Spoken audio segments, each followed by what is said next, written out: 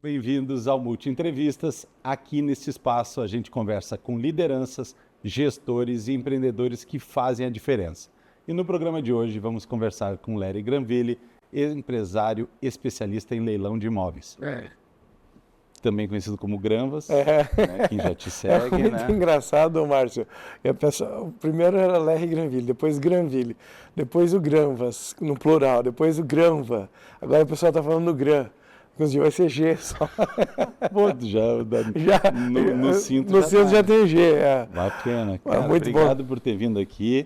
E no horário nobre, né? Das 8 às 8h30 da noite. Quem não quiser olhar nada de desgraça, de mimimi, discussão, assiste esse programa porque sempre acrescenta bastante na vida das pessoas. Mas a introdução não deixa claro que a tua jornada não começou como empresário, muito menos como especialista. Tu até para servente de pedreiro já teve que se mostrar qualidade. Conta um pouquinho para quem não te conhece, até chegar hoje, como é que foi? Márcio, obrigado pelo convite.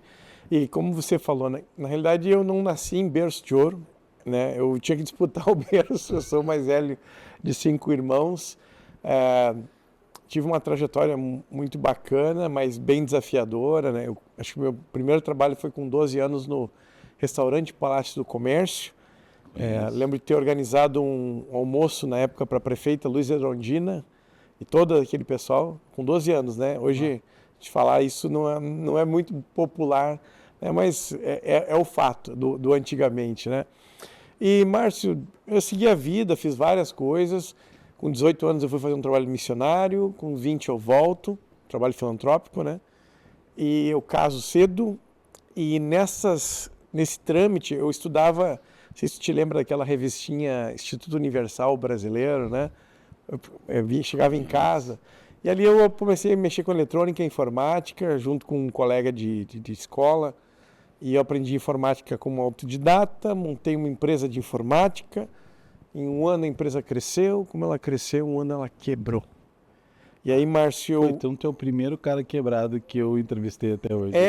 Pô, até que enfim, né? Porque todo mundo só contava que dava certo. Não, mas até dá certo, né? Seja lá o que esse dá certo seja para cada um, mas para mim teve essa fase, foi uma fase desafiadora. Tu falou sobre servente pedreiro, né? O pessoal às vezes fala pedreiro. Não, pedreiro não deu certo, porque quando eu quebrei a empresa, Márcio, foi uma situação muito difícil, a gente tem pouco tempo aqui para esmiuçar, então eu vou procurar ser sucinto. Eu até sempre brinco com o pessoal que, sabe Forrest Gump? Esse seria meu aluno de tanta história que eu tenho, né? Run, Léry, run. Run, Léry, run Granvas, né? Mas o fato é que nessas idas e vindas da vida, eu não consegui, quando eu quebrei, entrei em desafios, me associei àqueles clubes famosos, sabe? Serasa e SPC. E vou te falar uma coisa, ó, você que está em casa, ó, feio não é entrar, feio é nunca sair, tá? E aí, pelas tantas, já a coisa estava tão desafiadora, mas que eu procurei serviço, eu vi na época da Rádio Farroupilha, não sei se eu posso falar. Aqui é um dos raros programas que tu pode falar a verdade. Tá bom. Então eu vi assim, olha só, precisa-se apontador firme em cálculos com curso de datilografia. Márcio, nós estamos falando dos anos 2000, já tinha computador. Aquilo me deixou entregar, por que eles queriam datilografia, né? Para quem não sabe, apontador é o cara que trabalha na obra e que ele fica contando lá quando o saco de cimento entra, ele pega a furadeira, a serra, ele testa para dar para o carpinteiro, para o pedreiro. E aí lá saiu eu, né, comparecer, munido de documentos, currículo vitae e tal. Lá fui eu a pé, porque não tinha dinheiro nem para pagar o ônibus, né? A coisa estava tão feia. Tem várias coisas que aconteceram nesse meio tempo, mas cheguei na obra, Márcio, e o pessoal tinha já preenchido a vaga. Aí aquilo me deu um desespero, porque, pensa, eu já tinha constituído a minha família, era pai novo, né? As crianças, 1 aninho, 2 aninhos, fui pai rápido. Né? Coisa de missionário. Coisa de missionário retornado. Já foi. E Thaís ali, né, minha esposa, sempre firme comigo, mas o fato é que era um mestre de obras que cuidava da obra, uma obra pequena, não era uma obra grande, mas aí eu perguntei, cara, eu preciso arrumar alguma coisa para fazer. E aí ele disse para mim assim, olha, só tem serviço de servente de pedreiro. Eu disse, o que tem que fazer? Aí apontou lá, tinha uma pilha de saco de cimento, eu pesava 69 quilos, né? Nós estamos falando, eu tinha 21, 22 anos aí. E aí eu disse, tá, mas o que? Tem que pegar aquele saco para lá, levar para lá. Eu tava com a calça arrumadinha e tal, né? A calça aqui assim na cintura. Peguei o saco e comecei a paletear o saco e ali fiquei uns quase 2 meses, né? Mas foi um tempo especial na minha vida. Por que especial? Porque quando a cabeça tá muito... Tu não consegue pensar. Às vezes é melhor dar uma judiada no corpo e tu sentir que tu tá trabalhando, sabe? Sentir a tua mão pegar, fazer as coisas. E aí eu consegui um dinheiro recebia na sexta-feira, né? Dormia compensado, esquentava a marmita no álcool, cortava a latinha de Coca-Cola, botava um álcool, esquentava a marmita e foi bom. E isso foi uma mudança, né? E aí a questão dos leilões, só para que se entenda, como é que eu caí nos leilões, né? Eu caí porque meu apartamento foi a leilão. Clássico. Aí eu Limão. fiquei desesperado, né? Nessa época não tinha... hoje eu sou advogado, sou contador, tenho outras faculdades, mas na época não tinha faculdade nenhuma. Não tinha nem segundo grau. E aí eu lembro que eu fiquei desesperado, eu comecei a procurar advogado, não tinha dinheiro, estava, né, fazendo esses bicos em obra, esses troços assim. E até que eu cheguei no fórum lá da Tristeza. Não era onde ele é hoje ele é na OTA, ele era numa rua, acho que era Mário Tota, acho que era o nome da rua, lá, Mário Tota. E lá era um prédio antigo, assim, o fiscal, o escrivão começou a me dar uns processos que tinha lá, e eu comecei a olhar, e até que eu achei uma coisa que parasse o leilão, que hoje a gente chama de nulidade, né? Aquilo quando parou, deu um alívio, porque, né, putz, era uma dor, pensar, nossa, mas tu vai perder a tua casa, né, tal, meu apartamentinho, morava na Vila Nova. E aí quando parei o leilão, olhei o laudo de avaliação, é como se fosse metade do preço, né. Aí eu pensei, puxa, que alguém comprar isso aqui ia ganhar muito dinheiro, né. Mas ao mesmo tempo fiquei muita raiva, Márcio, porque eu pensava, pá, é justo, né? Eu já estava no fórum, já estava amigo de todo mundo ali, todo dia quase, caminhava quase 8 quilômetros indo e voltando a pé. Aí um escrivão falou um negócio para mim que fez muito sentido, de ser Guri, Granville, não lembro como é que ele chamou, disse assim, ó, se não fossem os leilões de imóveis, as pessoas não poderiam comprar os imóveis que elas têm hoje, não poderiam comprar casa própria porque o juro ia subir muito. E aí eu fiquei com aquilo na cabeça, né? Que quem compra o leilão tá da maneira certa. E eu sempre fiquei com aquilo, ó, quando tiver um pouco de grana eu vou fazer isso. E de fato tive várias outras experiências, hoje a gente não consegue contar. Tem muito material sobre essa jornada, Márcio, na internet. O teu arroba é arroba... Lerry Granville, né? O meu Instagram. E tem Lerry com L-E-R-R-Y. Isso, L-E-R-R-Y, Granville, com 2 L's, E. E tem muito material, mas o ponto em questão é que eu decidi naquele momento fazer daquilo ali uma coisa boa, decidi que eu não ia arrematar, por exemplo, de velhinho, eu não ia arrematar de pessoa doente, eu não ia arrematar de pessoas que estão na minha condição, que é o que eu faço hoje.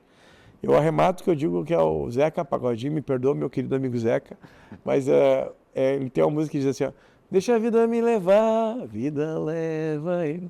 Então, Márcio, eu só arremato de quem não paga mesmo, que tá nem aí, o cara poderia viver num apartamento menor, ele vive num apartamento maior, podia morar num apartamento de 200, ele mora no de 500, ele compra para amante, inclusive esse é um clássico, né? Um clássico, né? Que é o cara que compra para outro e banca uma vida que não deveria, quando a educação financeira no nosso país é muito ruim. E aí aquilo ali foi hoje são mais de 2.000 arrematações, são mais de 2,6 bilhões investidos em imóveis, né? E sou sócio hoje em 16 negócios, né? Advogo também, sou analista criminal, professor de várias áreas de inteligência. Inclusive, embora nós sejamos do mesma escola, o Padre Hells, né? Estudando o Padre Hells, mas foi pela linha de inteligência da polícia que nós... Foi, e o legal de tudo é que eu sempre ouvia falar em ti, né? E outra coisa é te seguir, outra coisa é conhecer o Lério, porque a diferença do cara que cria um mito, né? E não consegue, às vezes, conhecer, aprender e ter esse conhecimento, que é uma coisa que pode mudar a vida da pessoa, às vezes, num negócio, né? Literalmente. E eu faço isso já para várias empresas que me chamam quando estão na lona. Naquele teu momento lá atrás, normalmente é quando a empresa me chama, né? Nunca me chama quando está na boa, normalmente é para ajudar a sair do ruim. Lá em Itapuã, na minha terra, a gente chamava, o pessoal falando português às vezes, né, mas com dificuldade, falava tá com o nome no SBT ou no Ceasa, né? No Ceprocom. No Ceprocom, Tchê, onde mais tu foca agora, assim? Tem algum dos teus negócios que está mais focado? Márcio, eu sou conselheiro de 16 empresas, são empresas grandes. Só explica para quem está em casa o que é um conselheiro ali. Conselheiro, eu tenho uma remuneração para sentar numa mesa, para aconselhar presidentes, aconselhar outros executivos, dar direção e experiência. Quando eu sou conselheiro, eu não vou viver o dia a dia daquela empresa. Mas a gente está ali discutindo, o pessoal gosta de americanizar as coisas, chama no boarding, né? O palpiteiro. O budget, eu gosto dessas palavras. Então, eu sou aquela pessoa que traz a experiência da vida para os negócios e dou direção, pessoas que são proeminentes. Eu gosto de chamar de tio da creche, porque às vezes o teu filho não come legume em casa, mas na creche come. Em casa fica pulando no sofá e na creche a professora bota 15 para dormir junto, porque ele não tem a obrigação de ser o pai, mas tem a disciplina e o comando para que a criança tome o caminho certo, né? A gente vai entrar melhor em cada um dos teus negócios, vai evoluir, mas a gente tem que fazer um break. É um rápido intervalo, não sai daí, já voltamos.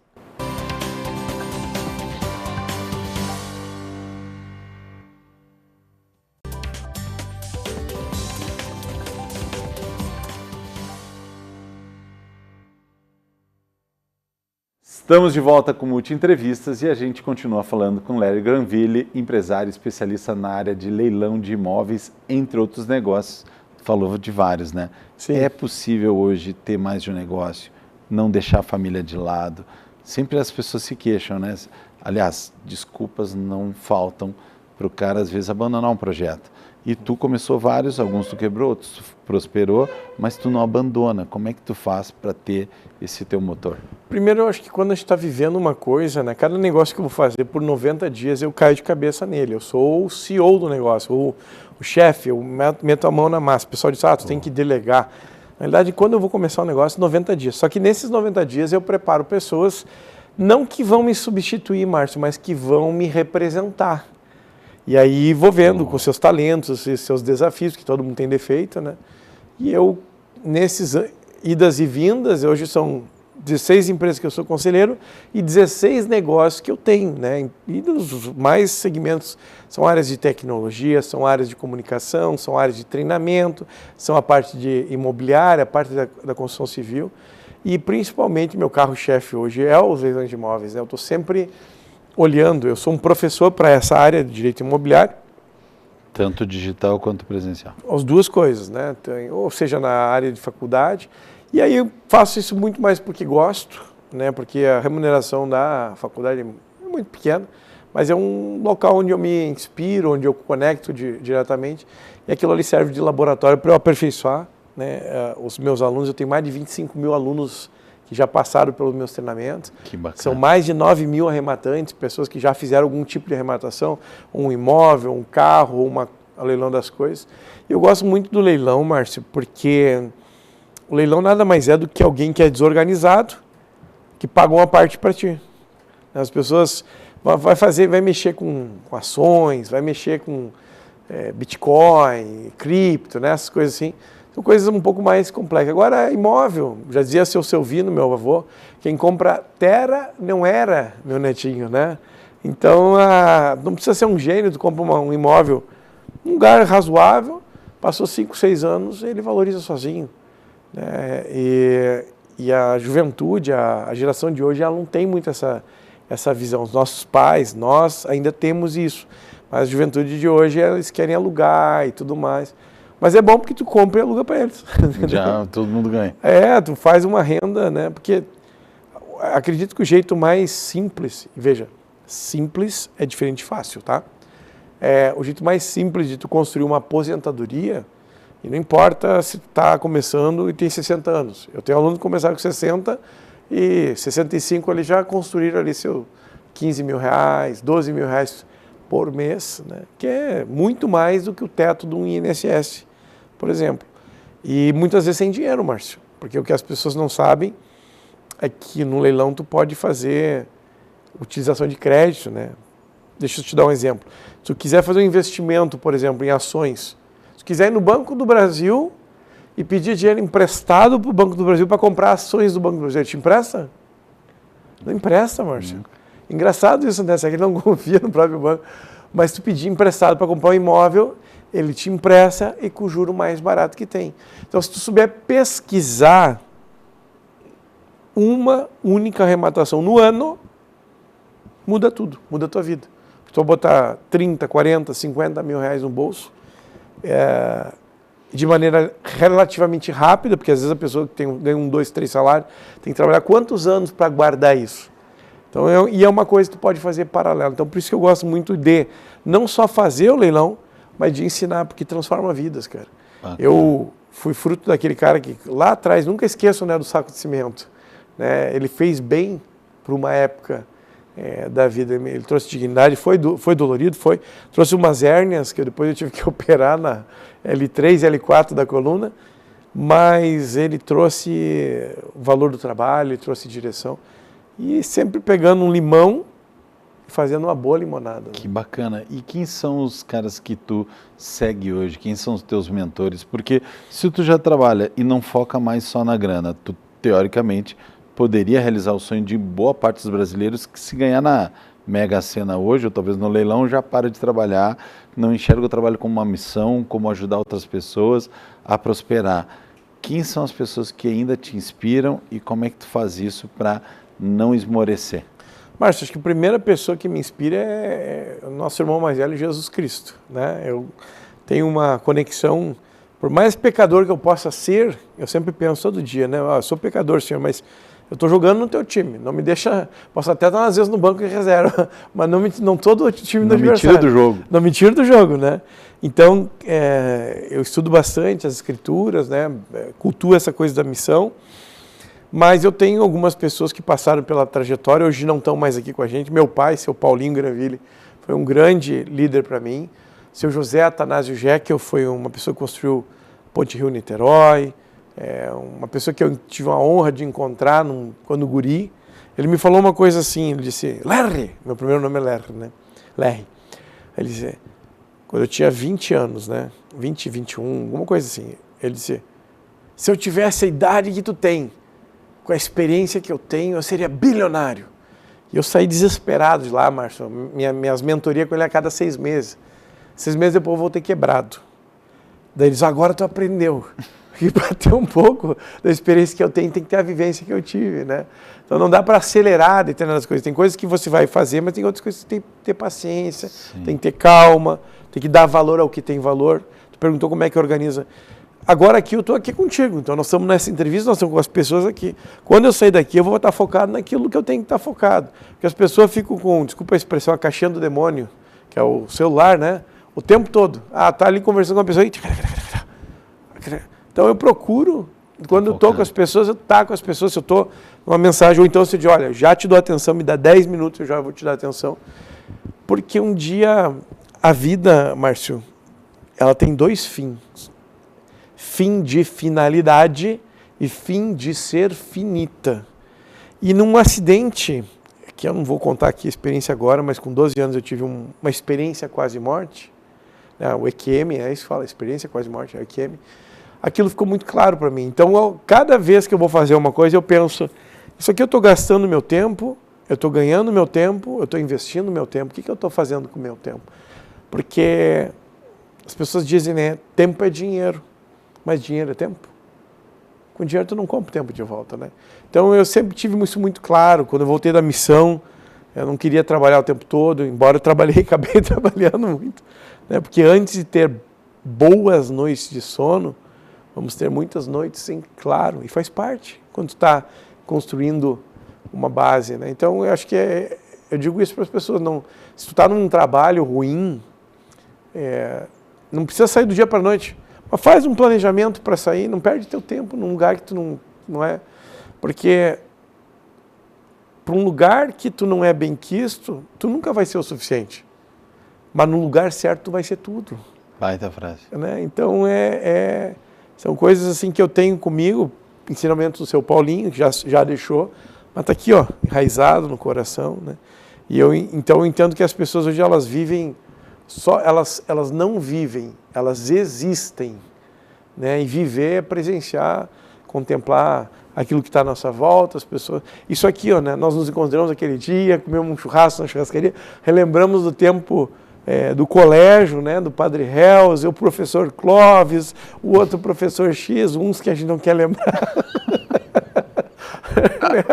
Mas todos fazem parte da nossa história, né, Márcio? Então, acredito que acho que esse é o ponto. Perguntou como é que eu faço. Eu procuro ter presença, né? O pessoal diz, tem que ter equilíbrio. A real é que tu não consegue ter equilíbrio. A real é, o que tu está fazendo? Está fazendo naquele momento? Então, aquilo que tu tem que fazer, né? Não... Vai equilibrando os pratos como dá. Às vezes vai cair alguns pratos, só não deixa cair. Tem só um prato que tu não pode deixar, que é o prato da família.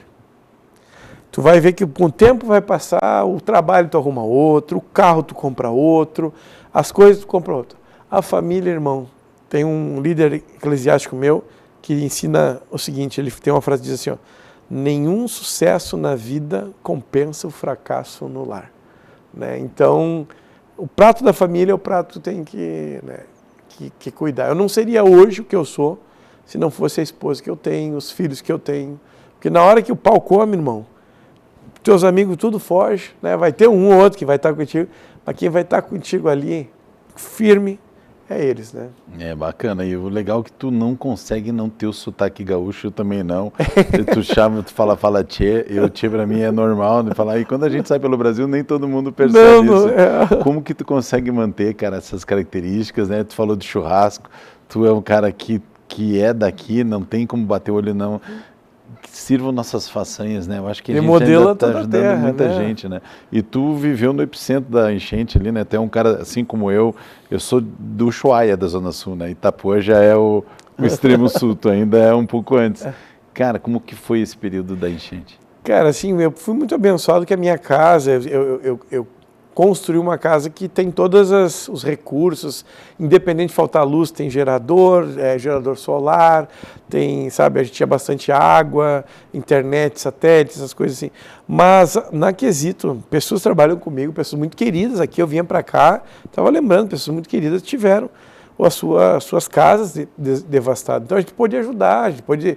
Eu comprei um Jeep na época, inclusive a questão do avião...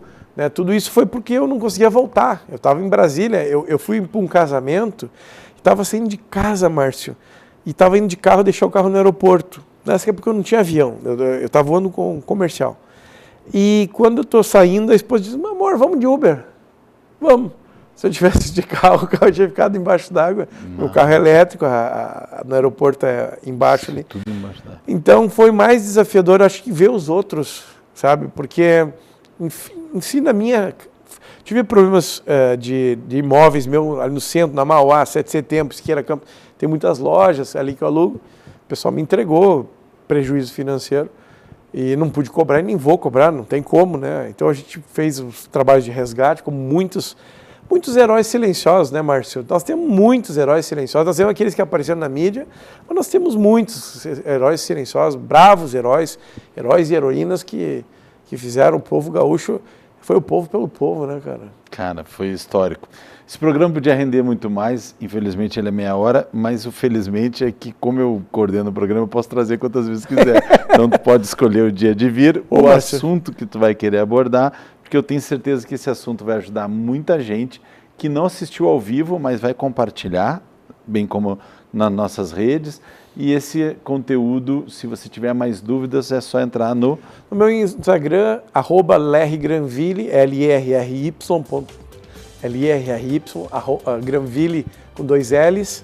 E eu gostaria de saber, se você me assistiu, manda uma dúvida lá que eu vou responder para você pessoalmente. Às vezes demora um pouquinho, mas eu respondo pessoalmente. E é verdade, porque aqui o programa é todo de verdade, as pessoas são de verdade e um dos raros momentos onde a pessoa pode realmente confiar. Obrigado pela vinda, obrigado por você assistir até aqui e o Multi Entrevistas fica por aqui hoje. E até o próximo programa. Obrigado.